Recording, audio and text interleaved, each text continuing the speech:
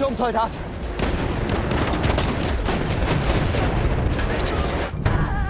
Forge.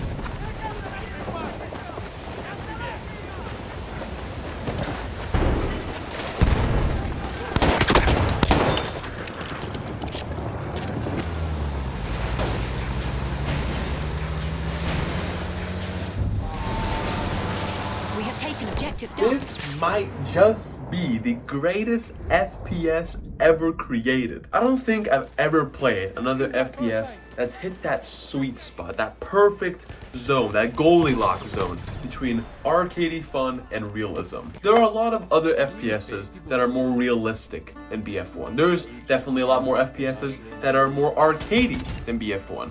But there's no FPS that I can think of that's hit that nice, juicy, in-between spot that BF1 just hits perfectly. I mean, where do I even begin, right? I can look at any element of this game and just start glazing. Let's start with what hits you first, right? The graphics. This game came out in 2016, yet it somehow looks like it came out yesterday. I mean, tell me you've ever seen a mountain look this good even in real life. Come on, son. Everything, and I mean everything.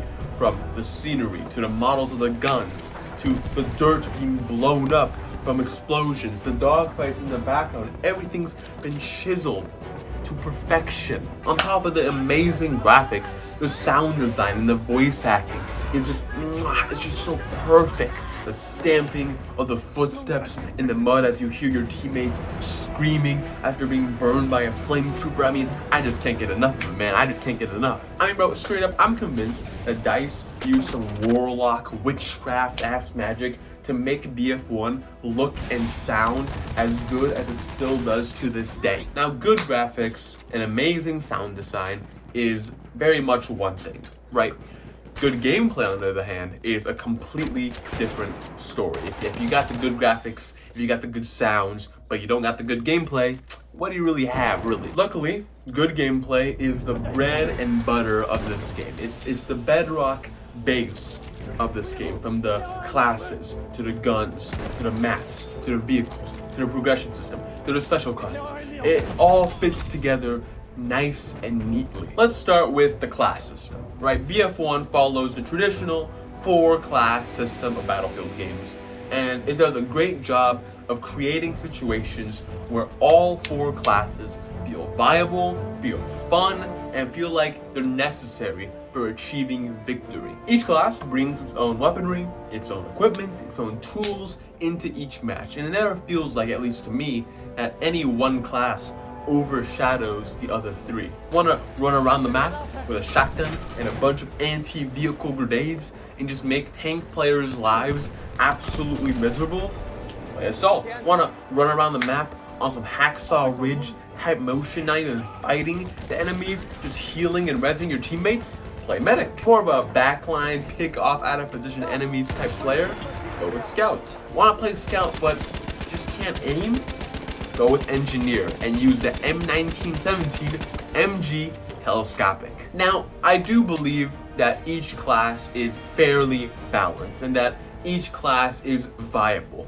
There are a couple of weapons here and there that are a bit overtuned. It's true, but luckily most classes have at least one ridiculous thing attached to them. Now, let's talk about the vehicles. Let me preface this by saying this, that in my humble opinion, the people who main vehicles are complete and utter psychos, okay? They probably need some sort of help in their real lives. Now, I'll be honest, I've never been much of a vehicle player myself across all Battlefield games.